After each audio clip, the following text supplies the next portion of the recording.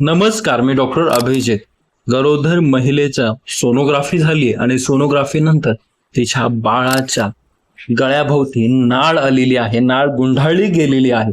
तर त्यावेळेस त्या महिलेला दोष दिला जातो. तर आजच्या ह्या मिथ वर्सेस रियालिटी या व्हिडिओ सिरीज मध्ये आपण गैरसमज जे आहेत की बाळाची जी नाळ आहे ती गळ्याभोवती आल्यावर महिलेचा दोष असतो का तेच बघणार आहोत.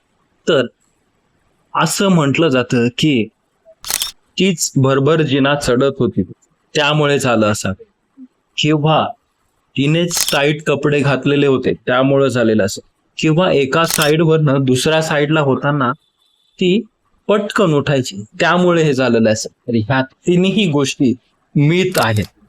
तर सायंटिफिक रिझन आता आपण बघूया, रियालिटी काय आहे ते बघूया.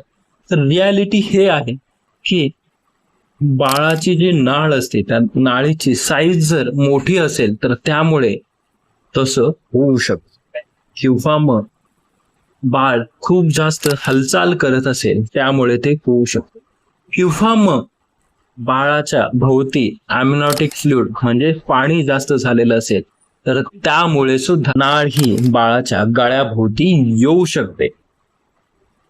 तर हे सायंटिफिक रिझन आहे. पण तुम्ही आपल्या बाळाच्या गळ्याच्या भोवती नाळ आल्यावर घाबरून जाऊ नका, पॅनिक होऊ नका. अगदी शांत राहा. आपल्या बाळाची हालचालीकडे लक्ष ठेवा. थोडी ही हालचाल आपल्याला जाणवत नसेल तर लगेच सोनोग्राफी, एमएझेड सोनोग्राफी करून घ्या. व्हिडिओ आवडल्यास व्हिडिओला लाईक करा, जास्तीत जास्त शेअर करा. इंस्टाग्राम, युट्यूब आणि फेसबुक तिन्ही माध्यमांवर व्हिडिओ बघायला विसरू नका.